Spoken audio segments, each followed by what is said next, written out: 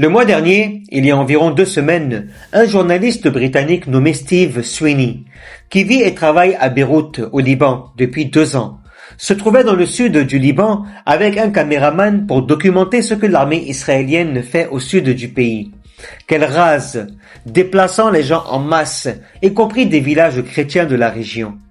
Et alors qu'il préparait son reportage, il a été ciblé par un avion américain-israélien qui a tiré un missile sur lui dans une tentative d'assassinat. Voici ce à quoi ça ressemblait. D'autres attaques de roquettes ont été signalées contre Naharia et 1 minute.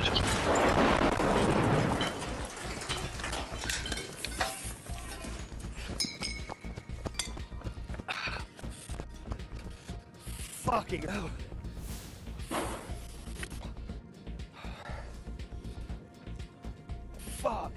Ce n'est pas un accident.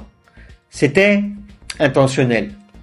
L'avion qui a tiré avait survolé sa position, tentant de l'assassiner comme le gouvernement israélien a assassiné volontairement et pas accidentellement, tué tant de journalistes, y compris des journalistes occidentaux, essayant de couvrir ces atrocités. Des atrocités qui se propagent encore maintenant sous couvert de la guerre en Iran.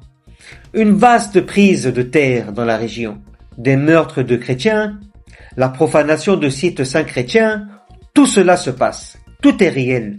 Et si vous n'en savez rien, c'est que ceux qui tentaient de le documenter ont été assassinés. Mais Steve Sweeney n'a pas encore été assassiné par chance ou par la grâce de Dieu, par le hasard de l'impact de ce missile. Il a survécu. Il a rejoint Tucker Carlson Show. Je vous laisse l'écouter. Steve, merci beaucoup d'être là. Je suis reconnaissant que tu sois en vie. On peut visionner les images du moment où tu as failli être tué. Peux-tu nous donner le contexte et décrire ce qui se passait? Eh bien, oui, vous avez vu les images. On a eu une chance incroyable de sortir vivant de là. C'est par pur hasard que le missile est passé par le trou, comme vous voyez sur les images, et le pont avait déjà été détruit. Pour vous situer pourquoi on était là, Israël avait émis des ordres d'évacuation. Ils ont dit qu'ils allaient bombarder tous les ponts du sud du Liban. Donc les ponts sur le Litani, ça relie le sud du Liban au reste du pays. C'était une nouvelle extrêmement importante. Ça coupait carrément toute une partie du pays. Et ils avaient commencé les bombardements la veille au soir. C'était un jeudi quand on est allé au pont. Le mercredi soir et dans la nuit, ils avaient commencé à cibler les ponts. Donc, en tant que journaliste et correspondant de guerre, on était là pour couvrir cette énorme nouvelle. Alors, on est descendu. C'est dans le district de Sur ou de Tyr, comme d'autres le connaissent mieux. Et en approchant, l'armée libanaise avait une base juste avant le pont. Alors on les a approchés et on leur a dit « Ok, c'est sûr de filmer ». Et ils nous ont assuré que c'était parfaitement sûr d'aller sur ce pont.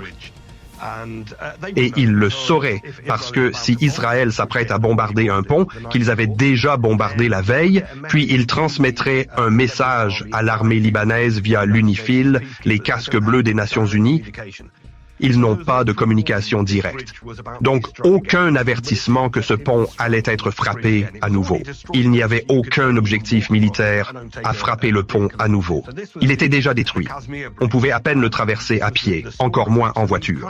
Donc, c'était le pont de Casmir. C'était le petit pont. Ces ponts relient les villages et hameaux du sud du Liban. Alors, on s'est approché du pont. On a installé notre caméra. On a commencé à filmer. Des chasseurs rugissaient au-dessus de nos têtes. Et encore, c'est pas rare dans le sud du Liban, mais on savait que les chasseurs s'éloignaient de nous. Donc ils rugissaient au-dessus, mais ils se dirigeaient plus au sud et bombardaient ce qu'ils appelleraient des positions du Hezbollah dans cette zone. Donc on n'était toujours pas trop inquiets. On est monté sur le pont et on a commencé à filmer. Donc ce n'était pas en direct. Certains ont dit que c'était en direct. C'était ce qu'on appelle un as live. Donc on filmait ça. Ali Rida, mon collègue, était là au moment où on est arrivé sur le pont. Je faisais mon intervention face caméra. Il est parti filmer du B-roll. Il est allé filmer dans le trou où le pont avait été touché. Et c'était, enfin, on parle de chance, de hasard et de volonté divine. Mais pendant qu'il filmait, il y a eu une rafale de vent et le trépied tremblait.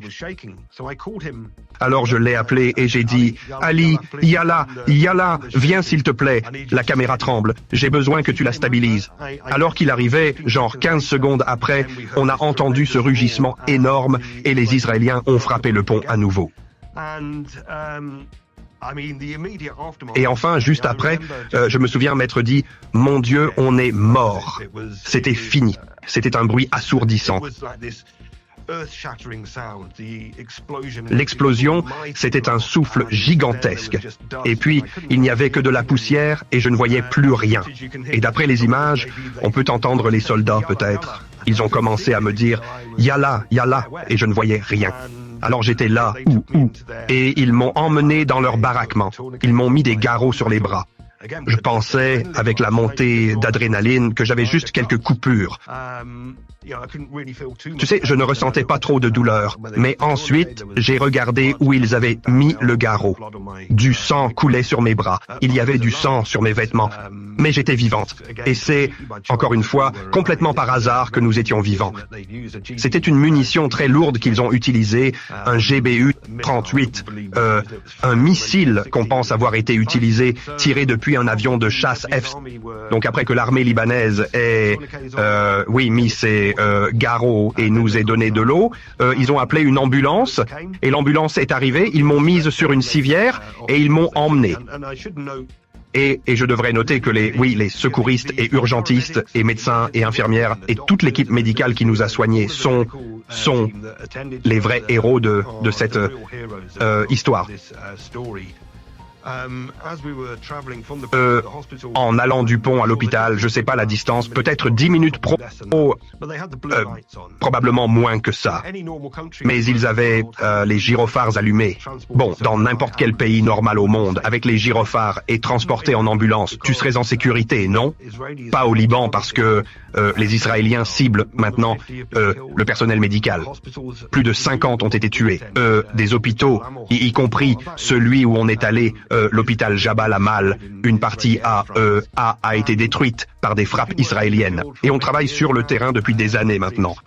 On est des journalistes très expérimentés et on prend la sécurité très au sérieux. On a parlé à beaucoup de professionnels de santé et ils nous ont dit que le logo sur le dessus des ambulances, qui est censé leur donner une protection sous le droit international, sous les conventions de Genève et ce genre de choses, au lieu de leur donner une protection, ça les met maintenant en danger.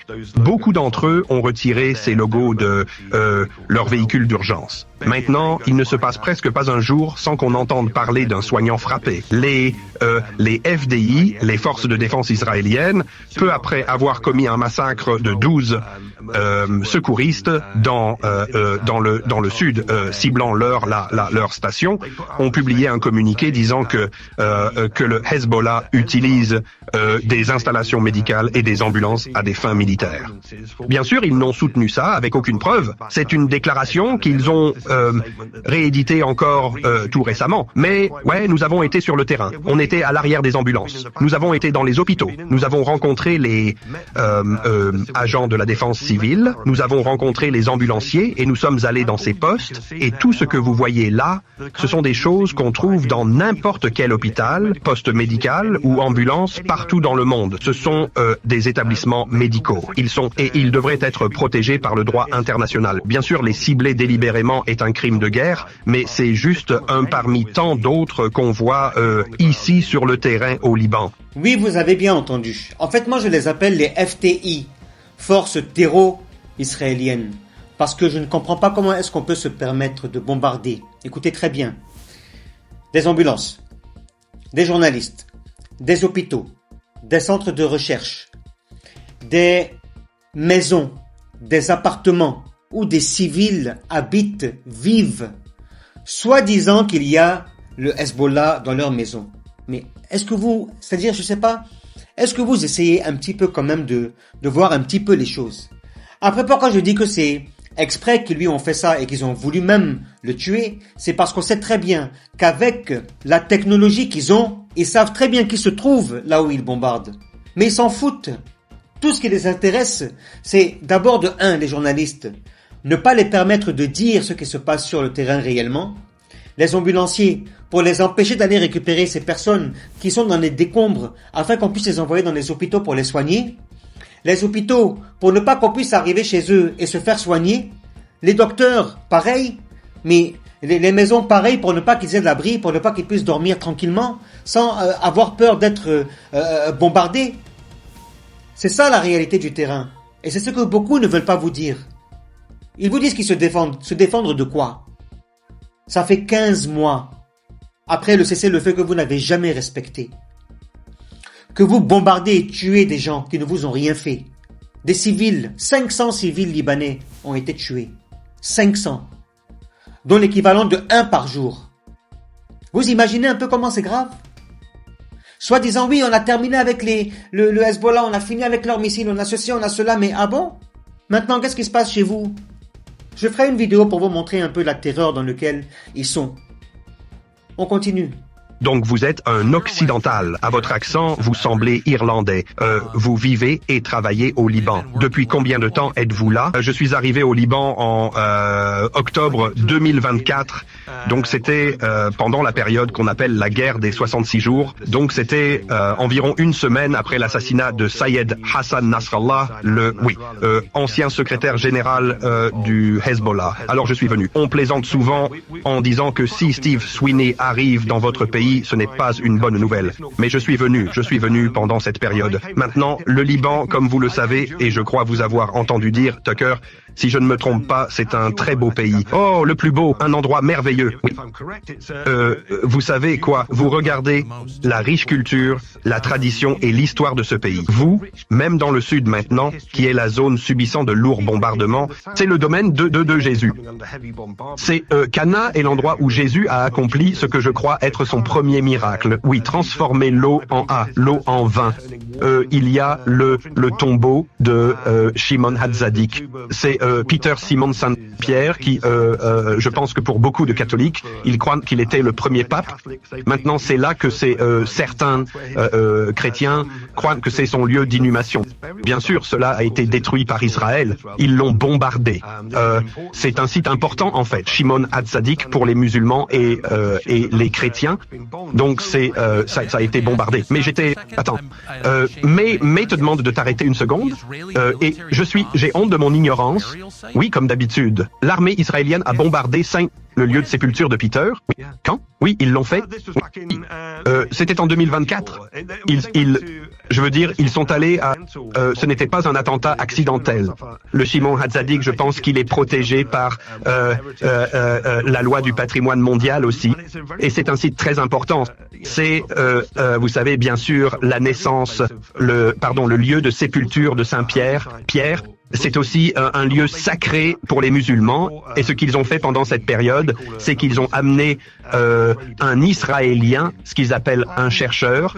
Les forces de défense israéliennes l'ont recruté et le but était vraiment de, je suppose, réinventer l'histoire. Et le but était de dire, eh bien, c'est un lieu saint juif et cette terre appartient à Israël. C'était le genre de récit qu'ils essayaient de faire passer. Ce chercheur qui était en fait un activiste des colons très connu a été tué à cette époque. Nous sommes donc nous avons visité le site début 2025, après le cessez-le-feu, et les missiles ont traversé les dômes. Toute la zone était détruite, des impacts de balles partout sur les bâtiments, y compris la zone du sanctuaire de Saint-Pierre lui-même. Donc ce n'était pas genre accidentel, ciblé par accident. Ce n'était pas des dommages collatéraux. C'était une attaque délibérément ciblée sur le tombeau de Saint-Pierre. C'est pas le seul église ou bâtiment religieux qui a été attaqué, bien sûr. On était dans un endroit appelé Deir el-Kamar, et c'est une église grecque. Grecque catholique. Et encore, elle a été détruite pendant guerre des 6 jours.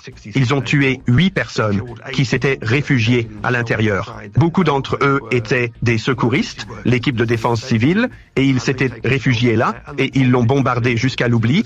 Elle était complètement détruite. Et encore à Yaroun, c'est une autre ville frontalière, et il y a 2 bâtiments là-bas.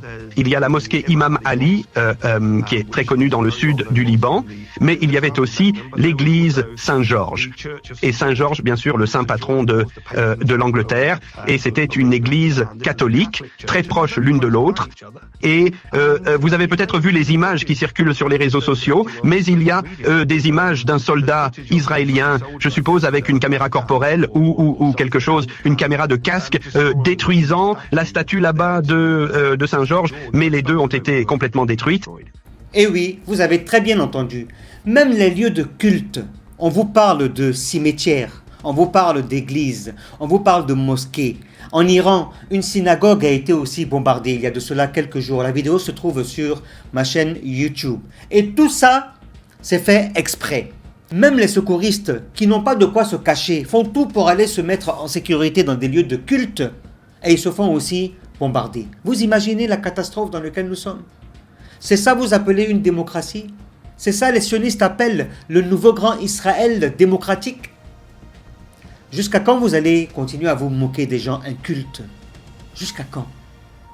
Et pourtant toutes les preuves sont là. On vous montre par A plus B tous les jours qu'est-ce qu'ils font. Mais vous insistez dans votre bêtise. D'abord, il y a un truc qu'il faut mettre en évidence avant que je continue cette vidéo. Le Hezbollah a été créé en 1982 en défense et résistance pour le Liban, le territoire libanais. Il n'y a pas de Hezbollah en Irak, il n'y a pas de Hezbollah en Iran, il n'y a pas de Hezbollah je ne sais trop quoi. Non, il y a des résistants du Hezbollah qui sont à la frontière libanaise pour défendre leur territoire. Parce que le militaire n'a pas le pouvoir. Le gouvernement ne donne pas, on ne donne pas l'autorisation même aux militaires de s'armer. Tout ça pour qui? Pour le pays voisin, Israël. Et ils se défendent pour garder la dignité de leur patrie. Pour que les gens respectent la patrie libanaise. Tout simplement. Donc d'autres qui disent que non, il y a le Hezbollah en Afrique, le Hezbollah, c'est du n'importe quoi. Les résistants du Hezbollah sont sur le territoire libanais. Nulle part ailleurs. Nulle part ailleurs. Et je mets au défi quiconque. Les seuls qu'on peut dire qui sont Hezbollah, ce sont les combattants qui sont actuellement à la frontière libanaise en train de défendre le territoire libanais. Tout simplement. Mais à part cela, il y a du Hezbollah nulle part ailleurs. Que ce soit bien clair. On continue la vidéo.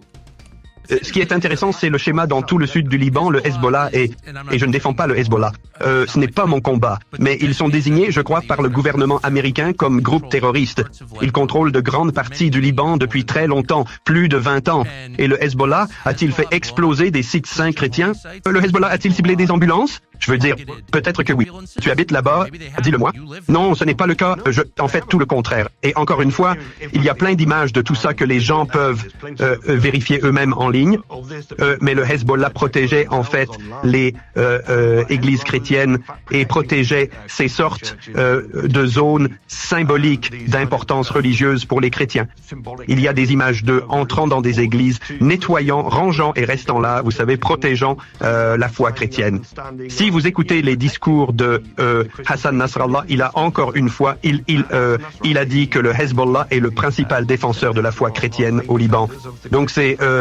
Donc non, ils ne détruisent pas les ambulances, ils ne détruisent pas les églises, ils ne détruisent pas des mosquées, ils ne détruisent pas les maisons des gens. Mais Israël l'aide et il le fait aussi avec des armes fournies par les États-Unis et l'Occident. Et cela se passe sans que personne, pratiquement personne aux États-Unis, ne s'en rende compte. Comme vous l'avez entendu, le Hezbollah ne fait pas tout ce genre de choses. Le Hezbollah n'a rien à voir avec l'intérieur du pays. Il est là juste pour combattre les ennemis, tout simplement. D'abord, il faut mettre les choses dans leur contexte. Le Hezbollah ne bombarde pas à l'intérieur du pays. Bien au contraire, il bombarde à l'extérieur. Il défend son territoire, sa dignité, son respect. Il impose son respect, si vous voulez. Donc, il faut que je remette aussi un truc dans leur contexte. En Syrie, des mensonges ont été beaucoup propagés. Des propagandes à n'en point finir contre eux, soi-disant qu'ils étaient des terreaux. Pourquoi? Parce qu'ils faisaient la guerre contre, écoutez très bien, contre ces terreaux envoyés par l'Occident. comme on connaît tous, Daesh et tout le reste. Sinon, ils ont protégé les églises, les mosquées, les chrétiens, les musulmans, qu'ils soient chiites, sunnites. Ils ont aussi protégé les druzes. Ils ont protégé toute une population syrienne contre ces terreaux. Pour finalement être accusé lui-même d'être un terreau, parce qu'il va à l'encontre de ces pays, comme ce qui se passe aujourd'hui en Iran. On vous dit que le gouvernement iranien est un gouvernement terreau. Mais dites-moi, les terreaux sont qui? Ceux qui se défendent ou ceux qui attaquent? Voilà ma simple question. Si vous me dites que ce sont ceux qui attaquent, nous savons qui sont les terreaux. Si vous nous dites que ce sont ceux qui se défendent, nous savons qui sont les terreaux. Mais à un moment donné, je pense qu'il faut se réveiller. Nous avons vu les preuves partout, que les merdias sont contre la vérité. On a vu ce qui se passe en Israël. Ils montraient rien. Tout ce qu'ils montraient, c'était l'Iran qui se faisait bombarder. Ils étaient à terre, ils n'en pouvaient plus. C'était impossible pour eux de continuer. Ils avaient anéanti leur base de missiles. Ils avaient anéanti leurs militaires. Ils avaient anéanti leur je sais pas quoi. Et pour finalement, bouffe, quoi? Ça n'a pas arrêté d'envoyer des missiles. Il faut que les gens se réveillent. Les merdias ne disent pas la vérité. Les seuls qui peuvent vous dire la vérité sont des personnes qui travaillent d'eux-mêmes. Je en fais partie. Je n'ai rien à gagner de personne. Ni l'Amérique me paye, ni la France me paye, ni le Liban me paye, ni l'Iran me paye. Personne me paye. Je suis juste là pour dire les faits.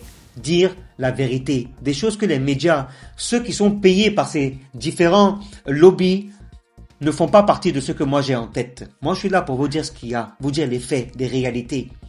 Donc à un certain moment donné, il faut arrêter. Le journaliste que vous voyez, c'est un Britannique. Et pour vous dire encore, c'est que peu importe de quel pays tu viens, si tu vas à l'encontre de cette entité, tu seras évacué, complètement décapsulé. Peu importe. Parce que même quand il a été en Angleterre, il n'a eu aucun support de l'État d'Angleterre. Rien. Pour vous dire à quel point il faut se méfier de ce qu'on voit à la télé. Il faut se méfier de tout. Il faut aller chercher, il faut aller lire. Pour moi, le seul remède pour soigner son ignorance, c'est la lecture. Et je le dis tout le temps. Lisez. Dans tous les cas, si vous avez aimé cette vidéo, n'hésitez pas de vous abonner à ma chaîne YouTube, de liker, de commenter. Votre avis m'intéresse. De partager aussi. Que les gens ouvrent leurs yeux sur les réalités, sur ce qui se passe en vrai. Qu'ils arrêtent de croire tout ce qu'ils voient à la télé. C'est des merdias. C'est de la désinformation qu'ils vous font. Et nous, on est là pour vous dire ce qu'il y a. D'ailleurs, je vous promets des vidéos encore plus fructueuses que celle-là pour que vous compreniez un peu ce qui se passe en bas des tables. Salam.